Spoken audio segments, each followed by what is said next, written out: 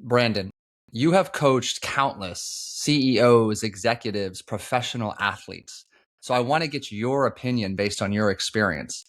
Why do smart, talented people who know exactly what to do still fail to execute consistently? Yeah, bro. It's the hidden subconscious coding that runs our lives beneath our conscious awareness. I know you probably talk about this quite a bit in the show and how these narratives and stories and programs that are running beneath our conscious awareness affect our lives. But that's ultimately it, man. It's like most people Mm. know what to do. If you're like sitting down with someone and he's like, man, my health is just crap recently. And you're like, what have you been doing? It's like, oh, I smoke a pack of cigarettes a day, drink a half a bottle of whiskey. And you're like, oh, what could you do to make the biggest impact in your health right now?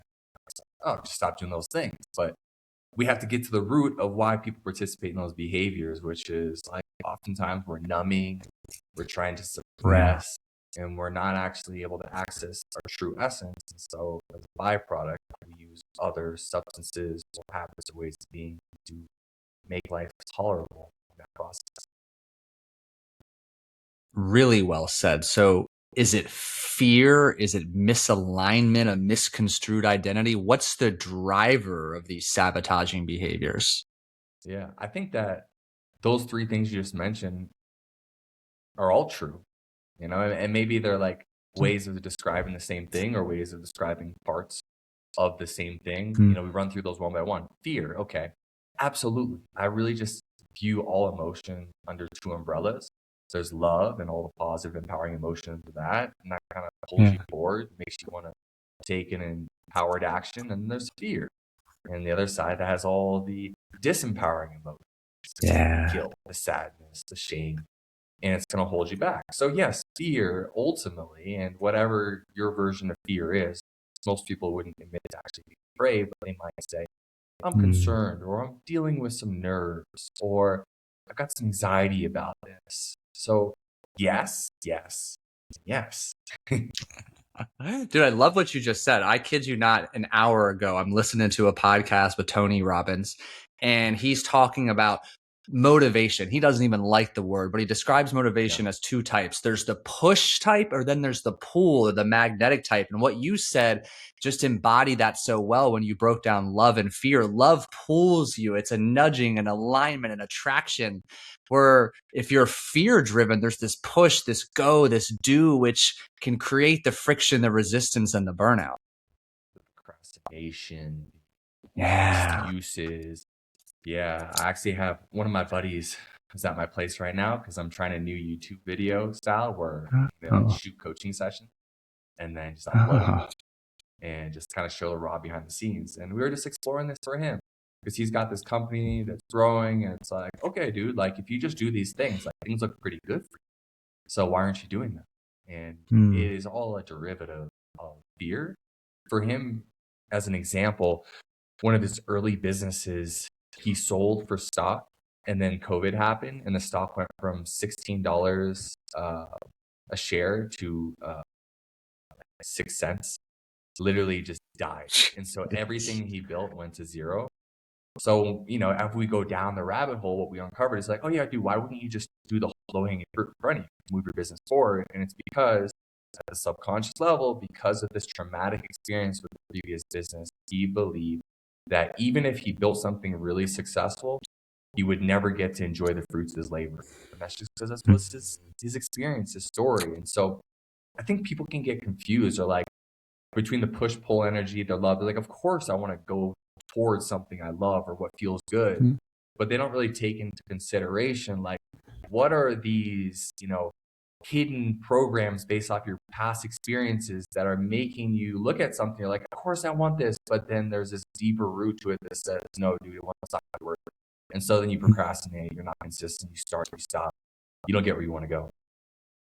Is there, I like the term psychological safety. And what I'm hearing is these Mm. programs ultimately create a lack of psychological safety, whether having more money, more success, more love. Am I on the same page? Yeah, absolutely. It's like maybe, yeah, thinking about, oh, what if I achieve this and I lose it all? That feels a lot less safe than just not even trying. So Yeah. you stay stuck. And so there's just different levels to this, right? I think um, we all know that like there's these invisible ceilings that appear, and like once you Mm-hmm. break through one, there's going to be another, and that's like the infinite game of life is to just being identifying, be constantly identifying what is that invisible ceiling that's appearing right above you, and be like, all right, there is this some derivative of fear, which feels like resistance, which feels like I can't, or I don't know how, or I don't have the right connection, or I don't know enough. And Yeah. really, there's just a story behind it. And once you are able to move through that story, the ceiling is. So you made it. I love that framework of just different levels of life, and you use the infinite game. I'm a big fan of that frame point, that view of, we have to just always be learning, be growing, be willing to look within it. Like the journey, the game never stops. Yet you and I also both know to get from one level to the next can be incredibly taxing, challenging, uncomfortable to say the least. So for that person listening who's had some success, but they feel maybe that success came at the expense of their well-being, their marriage, their relationship with key figures in their life, what do you say to that person to empower or inspire them to still keep doing the work on their journey upward? Yeah. I really want to bring that person back to their inspiration, right? Mm. It's not about like trying to achieve something grandiose because they saw someone else do it or someone in their industry did something similar and they're like, that's what I should do next, right? Because that's a trap right there. Because you might just be moving towards something. Again, Tony Robbins, right? What does he say? Success without fulfillment is ultimate failure. So you could become an industry leader. You can achieve something that you feel like is the next step for you on your journey, and you can get there and not enjoy it and not be fulfilled. And maybe you don't feel that inspiration because that's not really your meant, it's not your path. So I tell that person, hey, come back into your body, come back into your heart, and I want you to realign with the inspiration. What's there right now? And maybe what's there is I've been pushing and grinding for so long, and I need to empty my cup before I take the next step, right? Or Yeah. maybe I've been grinding on my business and I've not taken care of my health, and I have to put some attention there. So usually people want to like invest their energy into the areas of life that they're already successful in because that is this, reaffirming cycle that you're in. You're like, oh, I'm good at this. Let's just keep going here, right? That's why a Yeah. client, I'm sure you've experienced this, might come to me and say, all right, man, like I really need to take this next step in my business. And we do an intake and you're like, oh, dude, you're about to get divorced. Like, what's going to like bring you more net happiness and enjoyment in your life? Like making, you know, $11 million next year instead of 10, or is it to repair your marriage and actually feel peace in your Mm. home? So that's why the inspiration is so important. You have to identify, like, am I just taking the next step because it's what I think I should do, or is there actually Yeah. heart-led inspiration? For those of you listening, go back and listen to those last 3-4 minutes. Absolute golden wisdom there. And, this hits home for me because I'm guilty. And I think a lot of people are, is as you climb into the next rung or level of success, you do more. I should be doing this. I need to be doing this. I have to be doing this. And like you said it from the get go, even with that simple weight loss example, you didn't focus on, counting macros, exercising. It's what do you need to stop doing? Less, get less on your plate. And something, you've changed my life in many positive ways, but one profound thing you said to me, and I'm not going to get it exactly right, was when I was starting to clear my calendar, making more space, you could already tell my urge to want to fill that space with something else. And you challenged me, don't do anything extra, just sit with that space. And that is probably part of the inception of this new direction in the podcast. But speak to that a little more, that constant need to want to add more and do more, when really the direction for next level success is doing less better. Yeah. And of course, we're talking to the high achiever here, right? We're not talking Yeah. to the dude who's sitting in his mom's basement who's like just watching reruns of TV shows he's seen 100 times. I know that's who's listening to this podcast anyway. Like, because there really are these two types of people out there that I found is like, it's the people you have to like rein them back in. And there's the ones you got to smack in the butt and get them going. Right. And so people who are going to seek out a podcast like this are the people we need to rein back in. And those people Mhm. have learned that success comes through consistent action, which makes sense. Yeah, Mhm. of course it does. But they've also learned, maybe some of them, to disconnect from their emotions, from their body, from their actual inspiration, because things need to be done, tasks need to be completed, and they just have to get through those really intense periods of their life just to keep moving forward. And for those people, I'd say, okay, what if I told you you were right then, right? What if I acknowledged you Mm. for doing what you needed to do to get through that season? And maybe someone who's listening right now is like in one of those seasons. It's like, okay, cool, get through it.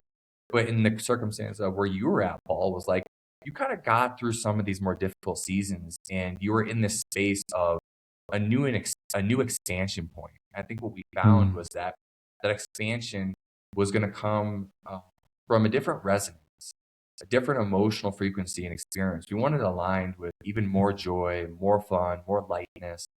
Instead of, yeah, cool, like you can put your head down and grind and get things done and be successful, but it's just a different texture to the energy we want to expand in. So if we kept on trying to take action from that old energy, that old way of being, it would have created an attraction point for more of the same. Sure, maybe make the money, maybe a lot of clients, but how would you feel within the process of that? We wanted to bring in more joy, more expansion. Yeah. And so we had to create the space for that.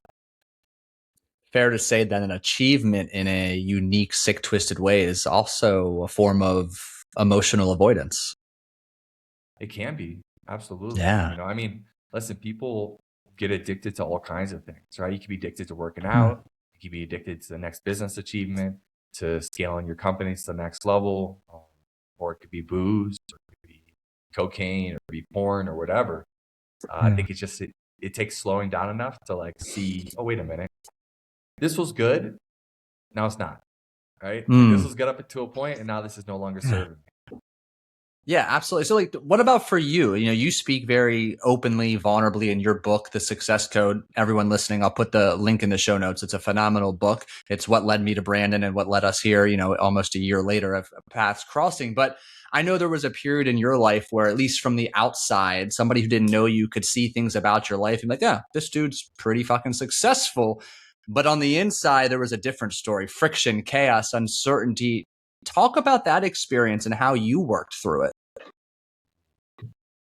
Yeah, I mean, I don't know anything. I'm just figuring it out on the fly, honestly. I've always been doing that. And so I feel like I've just always tried to take the next step that felt like most aligned with me. I knew it pretty much 18 years old that I wanted to be coaching in this space.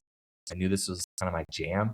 I just didn't know how I was going to make a full-time living doing it. And Yeah. so, yeah, there's many iterations of that. The first was graduating college and then not getting a normal job, instead creating a meditation app company and taking everything that I teach and put it into mobile apps, and then having a little bit of traction there, and then getting a little bit of that identity of like, oh yeah, I have an app company, right?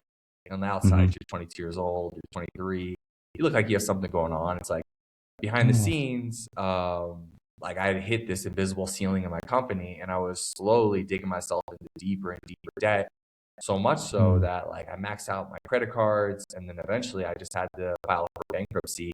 I had to let my first business partner buy me out from the app company, which Mm. is like all of my content, and I had to hand it over to him. And he was more of like a mentor business partner. He showed me the ropes, but then ultimately became more or less my company. And so I've had many ego deaths like that where I was like, oh yeah, 22, 23, I got it going Yeah. on. I got my meditation company. Look, you guys are working corporate jobs, I got my own company. Or like the truth of the matter was like, sure, like I had figured something out, but I was not, uh, I was not experiencing the traction that I desired that would have Mm. created the freedom that I truly desired. And so I got a lot of stories like that of basically having my ego crushed and then having to start over again.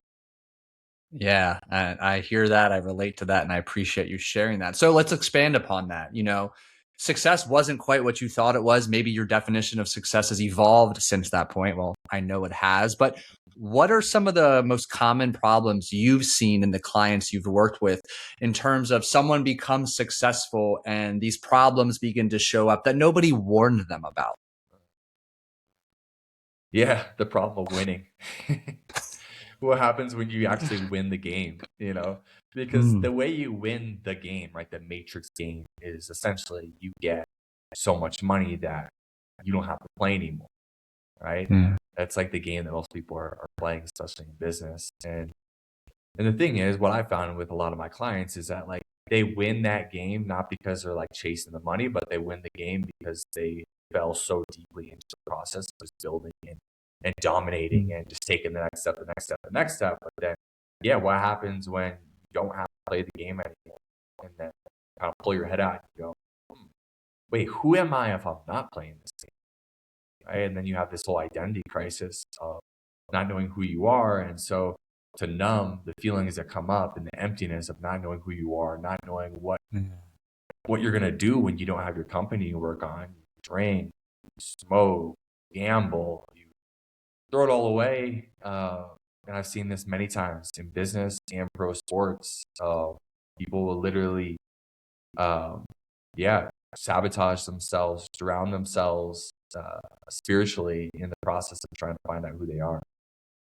Hmm. It's almost like that success they begin to have magnifies the unresolved internal issues they've failed to deal with. Exactly. So it's like it's your greatest weapon when you're going into Yeah. battle and you're building, and then you basically it becomes, you know, a way that you're destroying yourself with that same weapon. Yeah. So I want to tie this next part of our conversation to that, speak a little personally too. One of the areas you and I worked on was this whole, psychology 101 is what you resist persists. And I think you do an exceptional job educating and then, holding accountable and empowering, your clients, me in this case, to get to a place of acceptance. And my listeners know I share surface level some of the challenges I face co-parenting my son with his mother, on a much deeper scale. But what always stood out to me was wanting to push back on just acceptance, accept this is the truth, this is reality, and wanting to shape it into my own lens to fit my goals. Speak a little bit more about why high performers often struggle with acceptance, and B, how you've coached clients and yourself to get to a place of acceptance. Yeah, like you said, what we can't accept won't change. And so why is Mm, that so hard to deal with is because like I'm sure if you're a high performer, like what you've built has been on the back of the identity you're living in right now. And so sure, like you're in acceptance that like this got you this far, but it's really hard to accept that what got you all the success you have isn't going to get you where you want to go. Because again, who are you? Who are you on the other side of this identity that you built that you're withdrawing from? Right? It's like there's a big crisis there. And that's why people don't want to accept that oftentimes.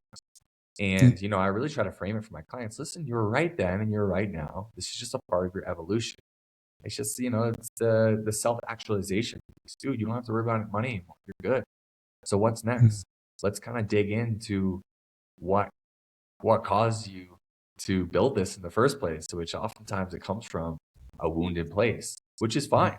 It's just that now you have the space to deal with what was underneath the whole time. And so the way that I get my clients to accept what needs to be changed by just holding a mirror in front of them and having them just examine, what's going well, what's not going well in their life, and just hold that mirror, because as we know, like there's nothing that I could ever say that's gonna make another person want to change. I just have to hold the mirror in front of them long enough to go, yeah, actually I don't want that anymore. And then I go, okay, cool. So let's just fully accept that this is not who you want to be anymore. This is not how you want to behave anymore. And that is the first step to be able to change this. Most people listening, or I shouldn't say most, but many likely might interchange this acceptance with surrender or letting go. And many people also, to go one step further, see surrender as a sign of weakness. So how do you define surrender in a high performance context in terms of getting to that next level of success? Yeah. So for me, like surrender comes after acceptance. It's Okay. accepting what is. And then I kind of visualize our lives on these timelines.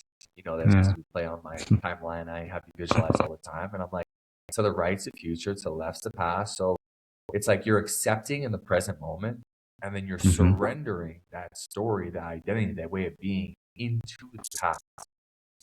And so that's a Mm. framework I'd use for someone who's like, oh, I don't want to surrender. Like, I'm not a bitch. Like, I don't want to be viewed as Yeah. weak. And it's like understanding, no. This isn't this isn't taking anything away from you. Rather, like the surrender is something that allows you to step into something new. That's all it is. It's just a Mm. letting go into the past so you can fully embrace what's here right now. So let me push you one step further here just to clarify any potential confusion amongst our listeners. What would you say then is the difference between giving up and letting go of what's no longer serving you? Yeah. There needs to be a certain level of awareness of Mm. what that action is and where it's coming from, right? If you've been doing something for a long time and you know that um, it's no longer in alignment, it never no longer feels like this is the path you need to be on for whatever reason, and it usually comes up because you're being pulled into something greater, then that's a time to surrender it and let it go. Whereas, let's say you're working on something and you know this is your purpose, this is your path, you feel inspired to take action, but it's hard, and then you make a decision just to give up because it's so hard, right? So I'd say Yeah. that is the main difference. Is if I could make this more succinct, it's aligning with whatever your purpose is, which is essentially like what is that higher energy that's pulling you forward, right? Connecting to this higher energy, connecting to God, whatever you believe, what is pulling you forward? And is it hard? And are you giving up just because it's hard and you haven't got success yet? Or are you letting it go because you realize, wait a minute, this actually isn't my highest expression? I'm not being pulled in this direction anymore. And so, like, you asked some about some of my like stories from the past, and I had a really large following in the fitness space. I grew a YouTube channel to over 1 million subscribers, hundreds of millions of views. And I did that as like a in between venture between the meditation app company and being able to go full time working one to one with clients. And so when I was working on that, I always knew this wasn't my highest expression, wasn't my full Hmm. purpose, right? But I also knew that this is a way that I was going to get traction. And I was going to dig myself out of debt. I was going to get money so I can support my family. I was going to create stability. So I no longer have to get on a potential coaching client call or a prospect call and be like, God, I need this guy to give me money or I'm not going to be able to afford my groceries. Right? I knew I didn't Yeah. want to come from that energy because that's where I was coming from when I first got on this path. And so there was periods on that journey where it was really hard, where it wasn't working. It was like the first year we weren't getting traction on the YouTube channel. And it felt like I wanted to give up, but I Yeah. knew that like this is a part of my path towards getting to where I want to go. And so instead of giving up, I just saw things through and I didn't give up. I kept going. And I got to a place where I actually had the traction. I made the money. I got Mm. completely out of debt. I started to, on the side, build my coaching business, my one to one clients. And when I got to that place, then it was time to surrender this business, to let my business partner buy me out so I could fully move into my highest expression, which is the one to one. So hopefully that helps as Yeah. like an example of that. Yeah, and you nailed it. Like I love that you mentioned and you led with the difference in the answer to your question is awareness. And You know, as I've gotten to know you, incredible self-awareness. Does that come naturally? Do you have an awareness practice or a routine that allows you to consistently check in with yourself? I've really done a lot of work to become meditation. So Hmm. I don't actually meditate that much, but I think that the work I've done has allowed me to embrace like a consistent awareness that's almost like merging with meditation. Just what meditation is, Hmm. it's like being in awareness of your experience in the moment fully. Yeah. And so I think I can feel it, and so I think I live in that pretty consistently. And so I feel the sensations in my body. I can feel if fear comes up. I can feel a push versus a pull. And that's Yeah. just repetition. That's like anything else, right? It's like practicing these skills over the years. I've been in this space for 17 plus years. So it's just all these repetitions over the years of learning myself and going beyond the conscious barrier and accessing deeper parts of myself and cleaning up my inner world. And this is something that one of Yeah. my mentors taught me is, yeah, when you have a dirty inner world, in other words, like your subconscious is full of all these beliefs that are constantly getting triggered all the time. That person says something, oh, now I feel insecure, or oh, I didn't do the thing that I was supposed to do. Now I feel lazy. It's like all these Mm. triggers are coming from these deeper stories. And once you Yeah. deal with those stories, the triggers disappear. And then it's a lot Mm. easier state in the state of awareness all the time, because instead of like being bombarded all the time with these triggers that are pulling you off your path, it's just once in a while. And when they come in, you're like, what is that? That's interesting. Let's Mm. wiggle around that. See if I want to let go of that little piece. Yeah, like I like to use the frameworks. It's inevitable that multiple times a day or whatever the frequency be, an emotion is going to attempt to hijack the steering wheel of your day. And whether or not you have the awareness and the desire to act on it is a totally different story based on your unique experience. One question I wrote down, like literally moments before we hopped on this, that I wanted to ask about is you work with a lot of professional fighters, specifically in the boxing realm. And, I've got some kickboxing and Krav Maga experience under my belt. I know what it's like to have to flip the switch when I'm literally fighting for my life, or at least feels like that. Yet a lot of the work that you do is so deep, emotional, and it really embodies a blend of masculine and feminine energy. And then here, these guys are stepping in the ring, literally fighting life or death, and it could literally alter the entire trajectory on their life. So speak to somebody who has that killer instinct in business or in professional sports. How do you allow them to toggle effortlessly between that killer instinct and the ability to sit back into emotional awareness? Yeah, I think that being able to be attuned to your own emotional experience in the present moment actually allows you to access an even deeper part of that killer instinct, Hmm. right? I think that if you're not connected to your emotions, it's way more easy for your emotions to get hijacked, Yeah. right?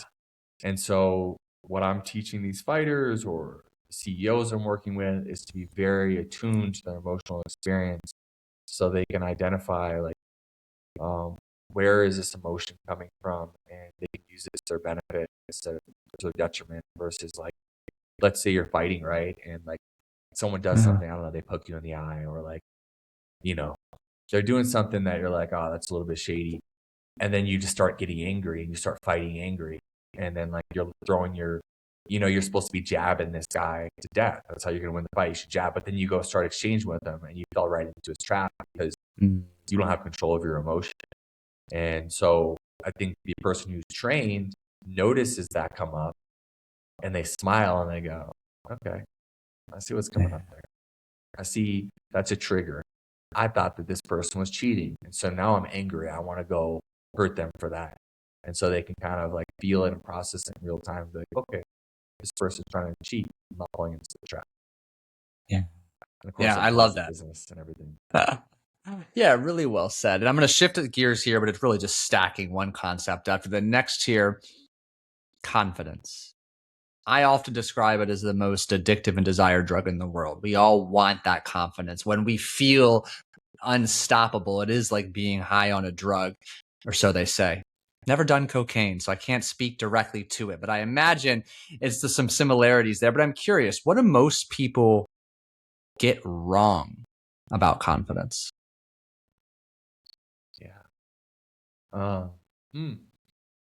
I think we all know that confidence comes from experience, right? Like you have positive experience, and then oftentimes you're going to feel more confident just because you've been in Yeah. that situation before. It's like things go well. You're like, cool, right? It's like the first time you have sex, you have like no confidence going into it. Then you have sex half a dozen times, and you're like, all right, like I had some positive experiences. I kind of feel like I know what I'm doing.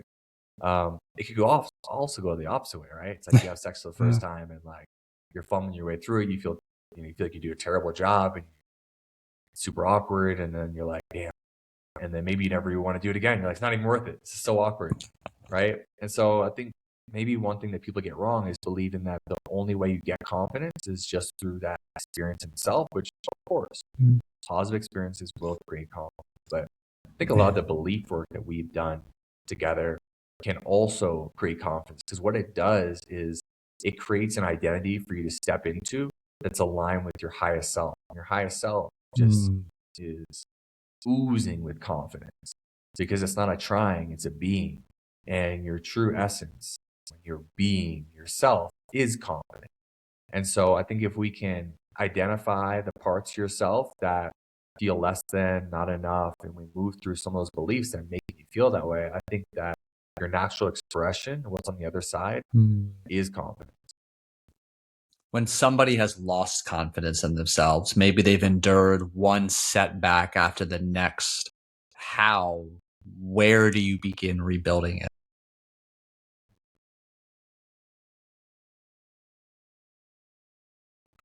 Yeah, I think we're coming back to fear, right? We're coming back to their fear. We're identifying, okay, where's fear living in my body right now? Because that's the thing that's killing your confidence. So I think that is exactly where we're sending our heat-seeking missile, is into the fear that lives emotionally in your body. And if you can go into the fear, you're going to identify the underlying belief, the code that's running your supercomputer that's making you feel less confident. And it doesn't matter that you had all these stacked experiences that you feel like are killing your confidence. You can always just clear the slate if we can get to the root of where that fear is coming from. If someone continues to drive with fear in the driver's seat, you and I both know that is a fast track to burnout, overwhelm, implosion, however we want to describe it. Why do you feel, what have you observed, personally and professionally, high performers are so prone to burnout? I think it's because, I don't know, I feel like this is almost unavoidable.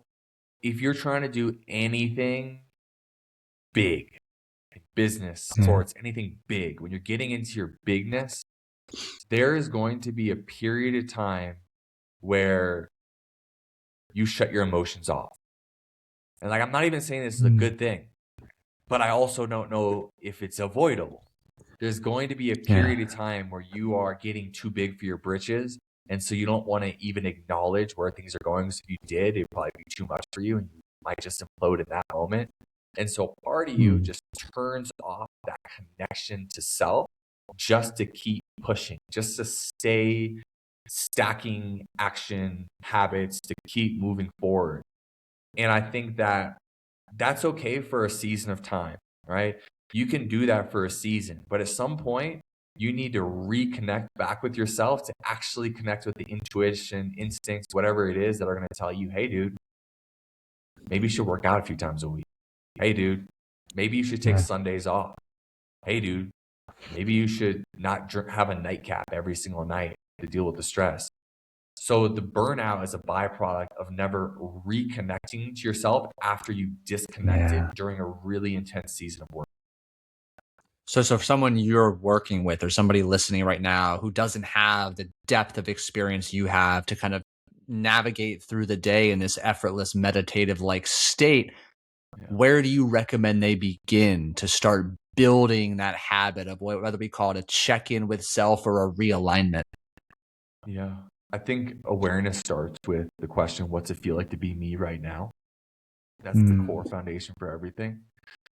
So oftentimes clients that I'll work with, I'll bring them in for the first session. If there's someone who's been grinding for a long time, hustling, achieving, growing, ask them that question and they'll give me an answer that comes from their head. It'll be like an explanation of what's going on in their life instead of a sharing of an authentic feeling in the moment.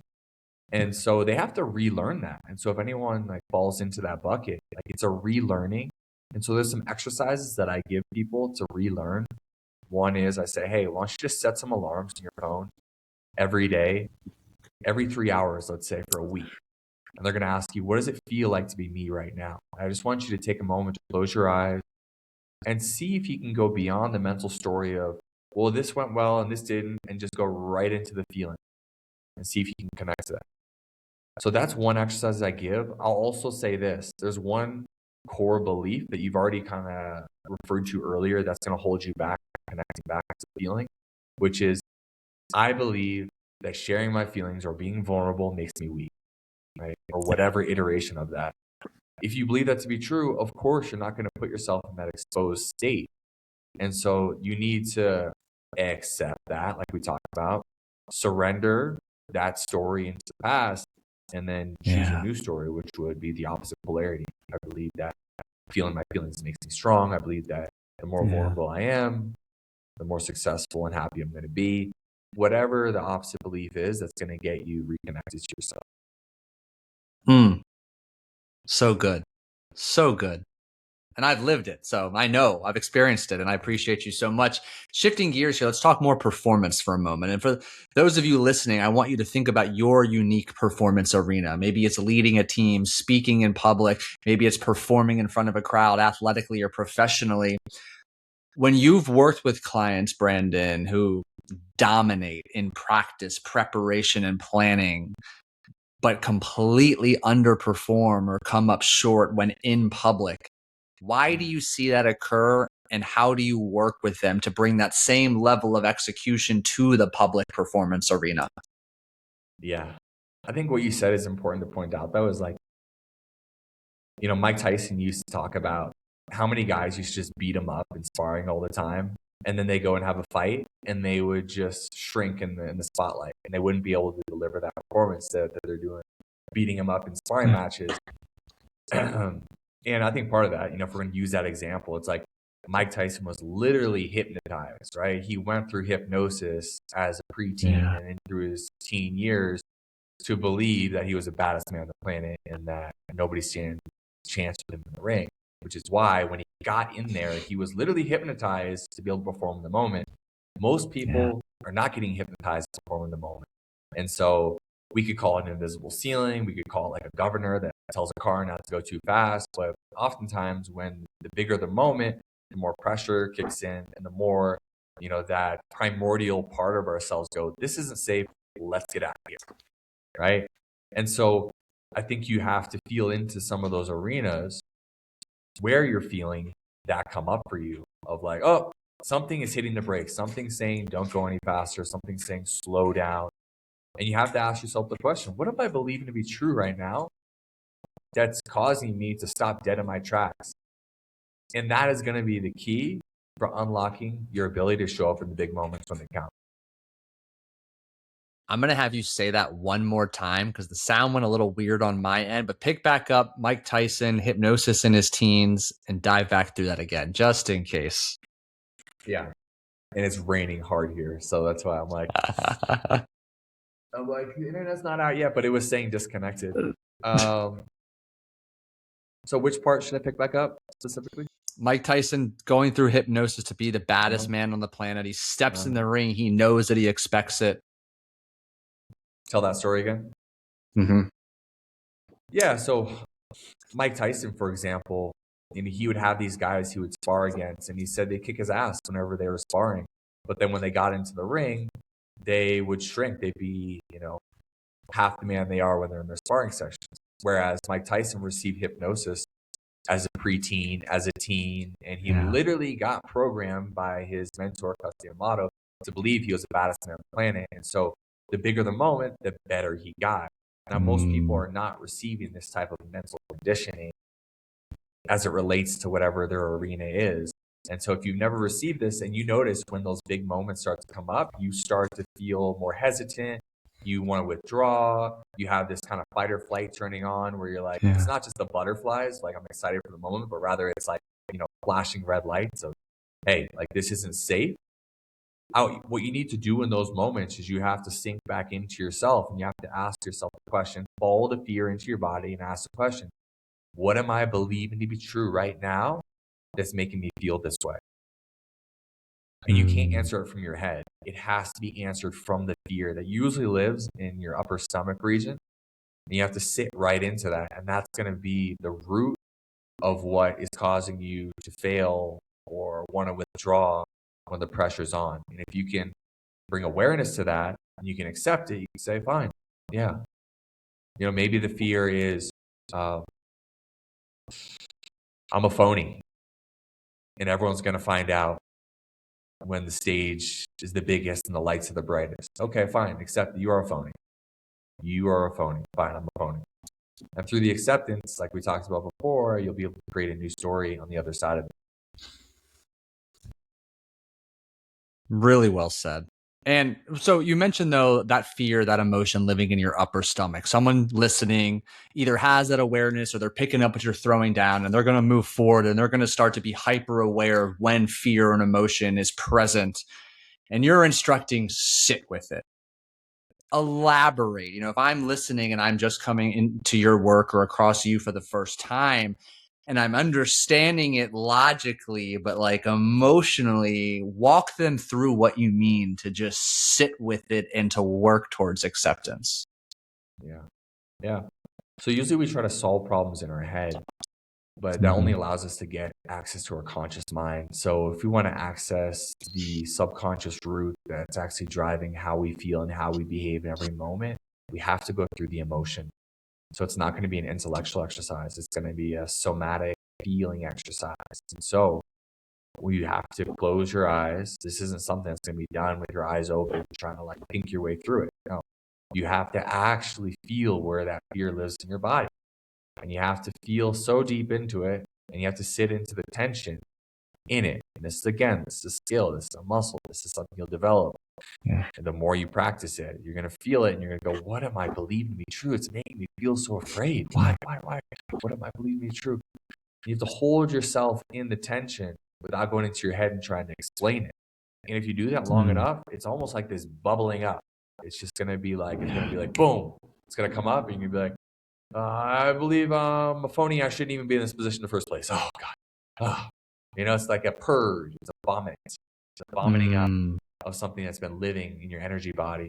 And just bringing it to the surface itself dissolves a lot of its power. And so just saying it out loud and just going, fine, I'm not going to try to fight or resist this. I'm going to accept it's true. I am a phony. And it doesn't have to map anything rationally. You don't have to be like, well, actually, I've been doing this for 12 years and I have all this success, so I'm not a phony. No. The story is you're a phony, except you're a phony. And through the acceptance of it, you'll be able to start to dissolve it and transmute it, which is just a fancy way of saying flip it to the opposite, right? The opposite of light is dark. The opposite of being smart is dumb. The opposite of being a phony is being the real deal. Yeah. Pretty cool to hear that thunder right on cue when you were adding the extra emotion there. Yeah, we're out here in the Colombian jungle, bro. Torrential downpour. That's how they roll. You still hear me loud and clear? Yep, I can hear you. Okay, cool. We're back. Cool. Then I want to get you out of here on two things. One, just the biggest expression of gratitude from me, my heart, for your time, Brandon. I appreciate it. I've enjoyed this so much. I want you to let the listeners know, where can they go to buy your book, connect with you, and learn more about applying to work with you? I have a book on Amazon. It's called The Success Code. Get it there. It's available on Audible, Spotify for listening. I did the audiobook myself. And then the physical version is available on Amazon.